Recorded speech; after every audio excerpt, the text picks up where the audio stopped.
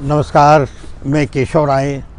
आज हम ही नहीं, पूरी दुनिया शोक में डूबी है क्योंकि स्वर कोकिला लता मंगेशकर जी हमारे बीच नहीं रही हैं। वो पिछले कई दिनों से बीमार चल रही थी और ईश्वर से हम प्रार्थना भी कर रहे थे सभी, लेकिन एक मनुष्य का जो आया है वो तो जाएगा निश्चित रूप से। लता जी शरीर के रूप में निश्चित रूप से गई हैं, लेकिन वो अमर हैं, वो चिरकाल तक हमेशा अमर रहेगी क्योंकि उनके ऐसे मधुर गीत हैं जो हम रात दिन गुनगुनाते हैं।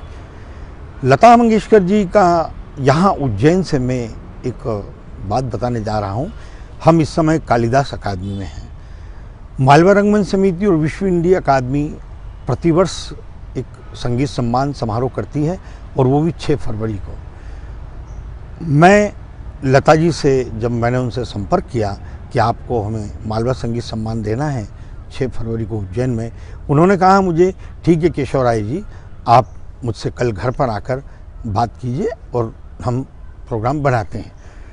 मैंने लता जी को कहा कि दीदी मेरे जीजा जी की डेथ हो गई है, तो मुझे वो 1.25 महीना जो होता है ना, तो वो मुझे उज्जैन निकलना है और मैं आज रात को उज्जैन जा रहा हूँ और मैं आने के बाद अगर आपसे मिलूँ, आपकी इजाज़त हो। तो उन्होंने कहा ठीक है। और ये भी कहा उन्होंने कि देखो तुम अभी इस बात का जिक्र मत करना कि मैंने आपको स्वीकृति दी है कि मैं उज्जैन आऊँगी। मैं रात में ट्रेन में जब सफ़र कर रहा था, आप विश्वास नहीं करेंगे, पूरी रात भर सोया नहीं हूँ कि लता जी उज्जैन आ रही हैं, महाकाल बाबा की कृपा से ही आ रही हैं वो, लेकिन एक कि इसका माध्यम हमें बनाया उन्होंने, मालवा रंगमंच समिति विश्व हिंदी अकादमी को बनाया, जो दुनिया में सभी बुलाना चाहते हैं लता जी को, लेकिन वो उज्जैन के लिए और हमारे लिए तैयार हुई।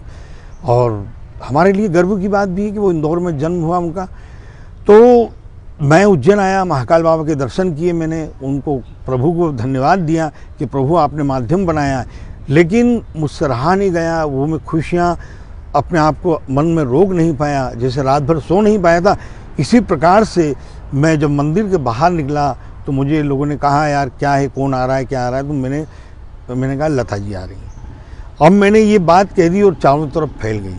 अब कईयों ने ये कहा कि नहीं हम भी लता जी को सम्मान करेंगे, वो तो दुनिया की हैं, हम भी करेंगे। उन्होंने कहा हम भी किए हैं। ऐसे 4-5 लोगों ने मुझे हाल के हाल तुरंत कह दिया।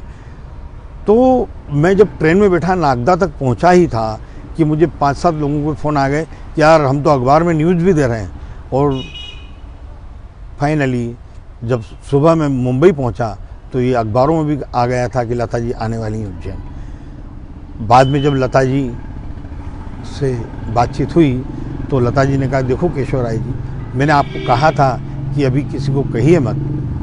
तो मैंने कहा हाँ दीदी मुझसे गलती हो गई। तो उन्होंने फिर मुझे कहा कि मैं फ़ोन करती हूँ आपको। लता जी ने 2-3 बार मेरे घर पे लैंडलाइन में फ़ोन भी किया और मेरी पत्नी तो आश्चर्य करने लगी। उन्होंने कहा लता कह रही हैं, तो उन्होंने कहा कि लता तो कोई पत्रकार भी थी, तो एक पत्रकार का फ़ोन आता था लता का। तो उन्होंने कहा कि मैटर, मिसेज ने कहा कि आपको मैटर हम भेज देंगे क्योंकि हम PRO हैं। तो उन्होंने कहा मैं लता मंगेशकर बोल रही हूँ। तो पत्नी के जैसे होता ना कि जमीन खसक गई एकदम। सर दीदी दीदी चरण स्पर्श, उस तरह से बातचीत की और उन्होंने पूछा केशव राय जी से मेरी बात कराइए और मैं कल फ़ोन करूँगी। दूसरे दिन मैं बगैर नहाए धोए बैठा था, 1 बजे बराबर लैंडलाइन पे दीदी का फ़ोन आया और बोले केशव जी मैं आपको अब मुझे समय दीजिए, उज्जैन की यात्रा के बारे में, आपके सम्मान समारोह के बारे में मैं बताऊँगी।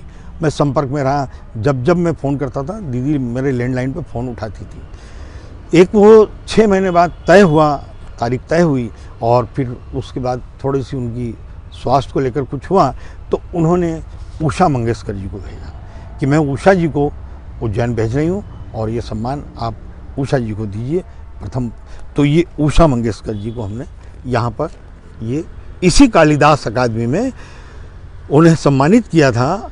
और यहाँ पर जब ये कार्यक्रम चल रहा था, जब भी हमने लता जी को फ़ोन किया, लता जी ने फ़ोन उठाया और हमने कहा दीदी आपके आशीर्वाद से बहुत अच्छा कार्यक्रम हो रहा है। फिर हम दूसरे दिन उषा जी को ओंकारेश्वर ले गए, तो वहाँ भी हमारी दीदी से 2-3 बार बातचीत हुई और उषा जी ने कहा कि उज्जैन में बहुत अच्छा कार्यक्रम किया मालवा रंगमंच समिति केशव राय जी, और बहुत ही अच्छा रहा। दूसरे दिन के सारे अखबार, मध्य प्रदेश में ही नहीं पूरे देश भर के अखबारों में छपा कि उषा मंगेशकर जी को मालवा संगीत सम्मान से सम्मानित किया गया। दीदी बहुत प्रसन्न हुई, उनका हमें आशीर्वाद मिला। उसके बाद दीदी से बातचीत का सिलसिला मेरा चलता रहा, और संस्कार चैनल में जब मैं निदेशक था तो गणेश उत्सव के कार्यक्रम के दौरान लता जी के घर पे गणपति जी बैठते हैं। तो मैंने दीदी से फ़ोन किया कि दीदी आपके यहाँ की आरती हमको संस्कार चैनल के लिए कवर करना है। तो दीदी ने मुझे स्वीकृति दी। हम हमारी टीम के साथ लता जी की आरती हमने वो कवर की संस्कार चैनल के लिए। पूरी आरती लता जी कर रही हैं, वो पूरा रूपकुमार राठौर और संगीत सभी आए हुए थे उस समय, वो चल रहा। उसके बाद लता जी से निरंतर जो चलता रहा, एक लता जी पर हमने गाना बनाया था जिसे भारत के महान व्यक्तित्व, जिसमें 6 थे, अब्दुल कलाम साहब, लता मंगेशकर और मदर टेरेसा, कल्पना चावला, सचिन तेंदुलकर, अमिताभ बच्चन। ये 6 गीत लिखे थे सूरज नागर गीतकार ने। और जब ये दीदी का गाना हमने श्रेया घोषाल को कहा कि आपको ये गाना है लता जी के व्यक्तित्व कृतित्व पर, तो ये गाना था इसके वो, स्वर की देवी सरस्वती के कंठ से निकली तान है, सरगम की रिमझिम बरखा है और हिंद की शान है, हिंदुस्तान का गर्व लता है, हिंदुस्तान की आन लता है, सुर है ताल भारत की और हम सबका अभिमान लता है। श्रेया घोषाल ने गाना गाया था, उद्भव ओझा ने इसको संगीत दिया था, मैंने इसको प्रोड्यूस किया था, मतलब मैं इसका निर्माता हूँ। तो ये गाना भी तैयार है उनका, और निश्चित रूप में उसके बाद बातचीत चलती रही। मध्य प्रदेश सरकार एक हर साल लता अलंकरण पुरस्कार देती है, क्योंकि लता जी का जन्म इंदौर में हुआ है। तो चलता रहा तो एक बार बातचीत निकली दीदी से, और हमने कहा कि दीदी अभी तक हृदयनाथ जी को ये पुरस्कार आपके नाम का ही अभी तक मिल जाना चाहिए। तो दीदी ने कहा देखिए सरकार है, आप हैं, जूरी है, सब देखिए वो निर्णय वो लेती हैं। तो संस्कृति मंत्री लक्ष्मीकांत शर्मा जी, मैंने लक्ष्मीकांत शर्मा जी को लता जी के घर से ही फ़ोन लगाया कह सकते हैं, और मैंने कहा ऐसा समाज। तो लक्ष्मीकांत शर्मा जी ने कहा कि हृदयनाथ जी का बायोडाटा बिल्कुल तैयार रखिए, और इस वर्ष का, आने वाले वर्ष का, मतलब उन्हें ही लता अलंकरण दिया जाएगा। और वो हुआ भी ऐसा।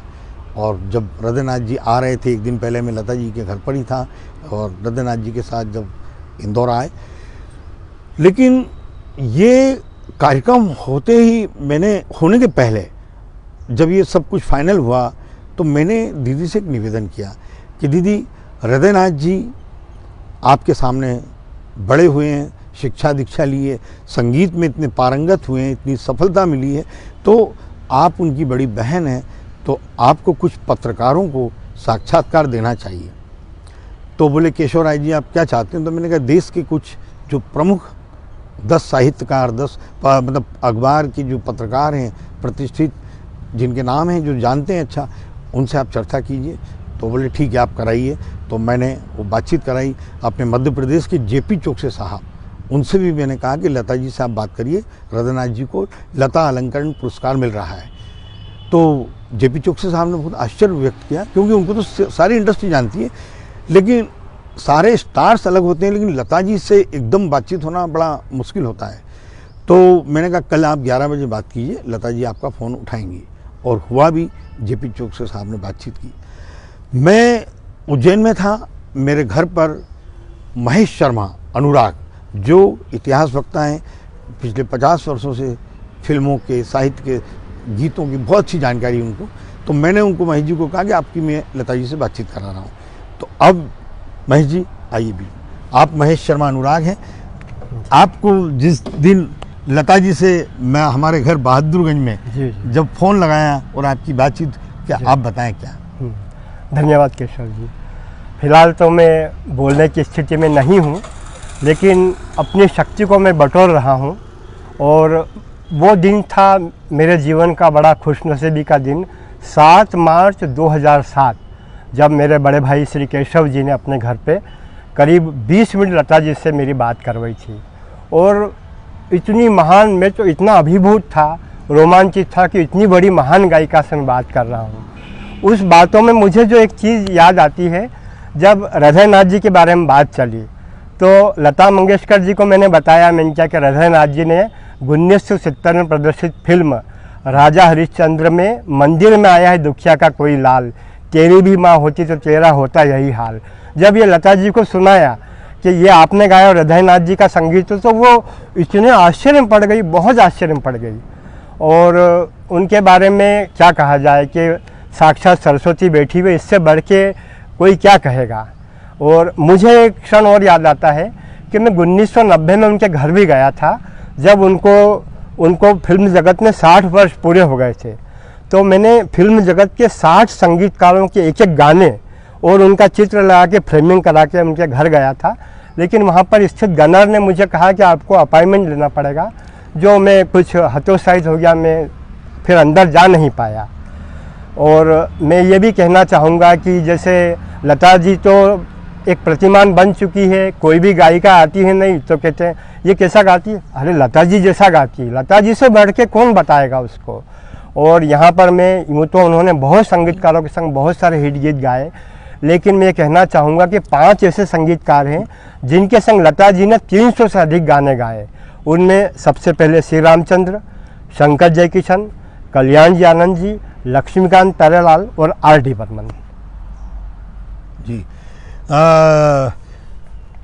एक बार उत्तम जी से बातचीत चल रही थी, क्योंकि संगीत जगत में A.R. रहमान को छोड़कर बाकी जितने भी बड़े बड़े नामी संगीतकार हैं, उज्जैन में मालवा रंगमंच समिति और विश्व हिंदी अकादमी इसी मंच पर यहाँ पर सबको आमंत्रित किया, उन्हें सम्मानित किया, क्योंकि ये इसलिए हो जाता है कि महाकाल बाबा के दर्शन भी होते हैं उनको। तो लता जी जैसी संगीत जगत में जो लता जी ने जो अपना योगदान दिया है, दुनिया में शायद ही दूसरा कोई ऐसा जन्म ले, ऐसा उत्तम सिंह जी ने उस समय कहा था। जब मुझे पहली बार उनके सेक्रेटरी का फ़ोन आया था घर पर कि लता जी को बात करना है केशव राय जी से, तो जब मैंने एक ऑफिस में केबिन में बिल्कुल एकांत में रहकर बातचीत की, लता जी ने फ़ोन उठाया तो मैंने सबसे पहले उनसे एक निवेदन किया कि दीदी, हम फिल्म इंडस्ट्री में तो हैं, शाहरुख, सलमान, अमित जी वगैरह सभी के साथ काफ़ी रहे हैं, इवेंट में सब जगह, लेकिन मैं आपसे जो बात कर रहा हूँ तो एक जो दर्शनार्थी होता है, जब वो मंदिर में भगवान के दर्शन करने जाता है तो उससे कुछ भूल चूक हो जाती है तो ईश्वर उसको माफ़ कर देता है।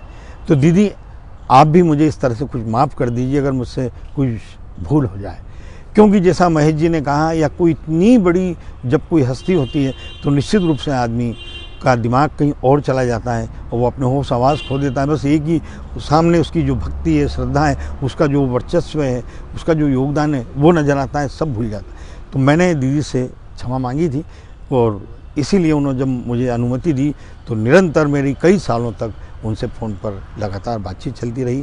तो आज का दिन हमारे लिए बहुत दुख वाला दिन है, लेकिन जैसा ईश्वर ने मनुष्य को बनाया है कि जिसको आना है उसको जाना है, लेकिन लता जी अमर रहेंगी, हर दिन हर पल लोगों के दिलो दिमाग में संगीत के माध्यम से रहेंगी। नमस्कार।